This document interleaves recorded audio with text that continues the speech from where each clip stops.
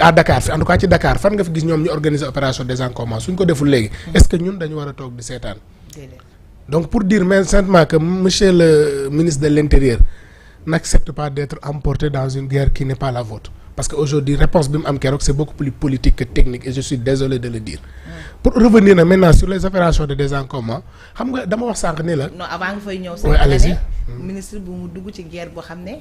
moomu ko du guerre am ban guerre nga bëgg a wax. mais xam nga réponse bi mu def keroog c'est une réponse politique alors que moom dafa ni. ñoom dañ ñu présenter ni dans le gouvernement il y a des ministres qui ne sont pas politiques c'est des technocrates. moom mu bokk ci ñooñu. xam nga moom dañ ñu politiqueul donc koñ moom waxi politique na ci génn parce que li mu wax fenn waxu politique la. parce que bu nee bindu circulaire bu ñu adressé wul alors que moom ci biir notam il demande aux préfets et sous-préfets de travailler en rapport avec les maires et les présidents de conseil départemental moo ko bind kay ñun du lu ñu inventé dëgg la donc cette réponse n'avait pas lieu d'être su fekkee il voulait plaire à quelqu'un d'autre mais il est complètement passé à côté. d'accord alors ñu ñëw ci opération yi nga xam ne juróon na coow ba le premier ministre Ousmane Sonko dem fee ca Colobane di wax ne moom sax moom ak son président yóbbuñu woon bi la opération et après la ñu woo ministre bi ne leen depuis le 7 mai laa jëloon bi les décisions mu mel ni kon am na benn wuute wala waroo bu am déjà ci li nga xam ne noonu la ñuy gérer gouvernement bi. waaw xam nga dama posé wu deux questions soit déclaration premier ministre ñaar laa ci gis mooy d'abord est-ce que attan na li ñu ko dénk et je pense que Thierno Bocoum dégg naa mu posé question bi ndax li ñu ko dénk daf ko dépassé wala boog il maîtrise pas son gouvernement parce que le ministère de l'Intérieur à part le premier ministre c'est l'un des ministères les plus importants. C'est la sécurité publique c'est le chef des renseignements comment ce ministre peut faire une note adressée au gouverneur et préfet plus de 2 mois le premier ministre me dit que yëgu ko ça pose un problème réellement ndax premier ministre mi ngi fi parce que nag comme disait un doyen avant-hier non xaaral ma ñëw xam nga benn doyen daf ma wax ne mën nga fi nekk te nekkoo fi est-ce que réellement il est là parce que s'il ignore ça me pose problème deuxièmement mais les opérations de désencombrement depuis avril à Dakar partout dégg nañ ko fi. dëgg la avec le maire Madiop. avant même Madiop sax may ñëw un des ministres membres du gouvernement de son gouvernement qui est maire de Thiès Nord def na opération de désencombrement bu ñëpp yëg. dëgg la Birame Souleye effectivement.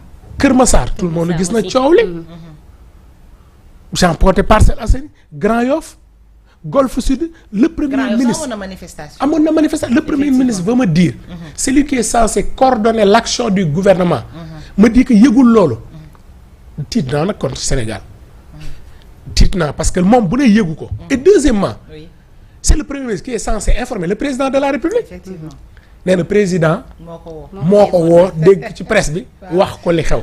Est-ce que erreur de communication non man ci li mu wax rek laa koy téye dëgg la parce que c'est pas du lu bees donc tey la première question que sénégalais yi war a poser mooy est-ce que ki ñu jox sunu gouvernement bi est-ce que situation bi dépassé wu ko parce que bu mbir ma ne am ñaari weer fii ci Ndakaaru gi fi nga xam ne moom fi la primature nekk sous la coordination et la supervision des préfets et sous-préfets qui font des rapports tous les jours di ko remonter au ministre de l'Intérieur moom mu ne yëgu ko ça me pose problème et boo seetloo les décrets d'attribution des missions des ministres l'article 1er toujours def ni sous la supervision du premier ministre. Effectivement. Donc il se pose réellement un problème au sommet de l'État su fekkee moom premier ministre durant toute cette période yëgul ni opération de désencombrement mi ngi am fii ci réew mi particulièrement à Dakar. À Dakar est-ce que du problème bi ni mu commencé woon di déraper parce que gisoon nañ marchand ambulant yi di menacer que dinañ jàmmaarloo gouvernement bi dem bay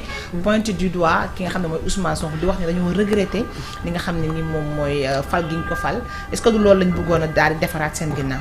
waaw loolu boobaa ça va être plus dangereux parce que gis nga un gouvernant c'est quelqu'un qui sait parfois prendre des mesures impopulaires mais su fekkee tey yow da nga jël mesure nit ñi taxaw yuuxu menacer la nga wàcc sur le terrain dafay poser problème et c'est pas la première fois boo seetloo dafa am 3 actes yu mu posé yoo xam ni dafay wane ni premier ministre dafa mel ni ñemewul pression dafa njëkk a wax xëy coow li bari ci réew bi ñëpp naan ko da nga war a wàññi dund gi da ngeen ñu ko digoon mu xëy génne le ministre secrétaire général du gouvernement gisuñu le ministre du commerce gisuñu le ministre porte-parole du gouvernement le secrétaire général du gouvernement taxaw annoncé baisse des prix ca ngoon ga le ministre des commerces génne annoncé la tenue du conseil national de la consommation dans un pays normal rencontre comité national consommation mooy jiitu avant ñu annoncer prix. Effectivement. Mais c'est le secrétaire général du gouvernement moo génn. def conférence parce que nit ñi ñu ngi ko doon coow ne ko prix yi. après gis nañ li ci topp. d'accord mooy muy benn. Deuxièmement la question de la déclaration de politique générale. coow li bari. médias yi ku ne bind premier ministre dafa war a dem warul dem. guddi jot ngoon mu def note ci page Facebook am attaqué assemblée nationale bi. wax ca lam ca wax. toujours pression bi day jóg. troisièmement bi coow li bari.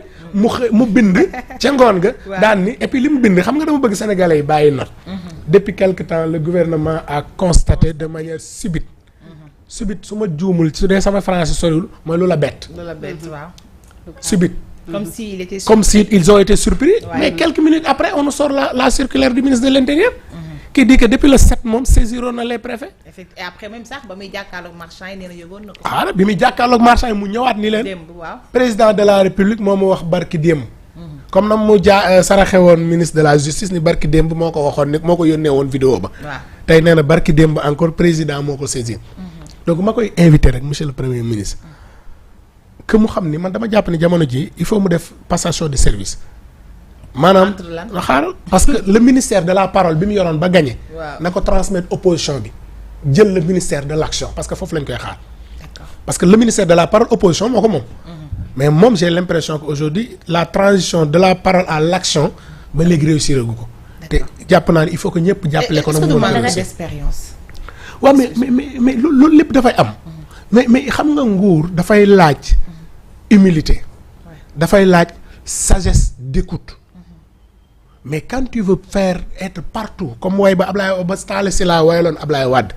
ni ko mooy chauffeur mooy emprunté mooy laaj paas. mënta ne. il faut que tu sois entouré d'équipe mais que nga am sagesse déglu leen.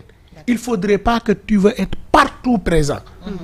Et j'ai l'impression que boo seetloo 3 mois yi on a un premier ministre parfois qui est surchargé qui est dépassé par les événements alors que il n'était pas obligé. ci loolu sax laa lay laajee ban bilan nga mën a def pour leurs 100 jours. waaw xam nga c'est difficile de faire un bilan de 100 jours moi je fais pas partie de ces gens qui pensent que aujourd'hui en 100 jours mën nañ ci def un bilan du côté du pouvoir comme de l'opposition mais on peut am tuuti xel ci actes yi njëkk a posé. te bu dee wax naa dëgg les actes yi ma gisagul yu ci bari ci gouvernement bi ça laisse à désirer ça laisse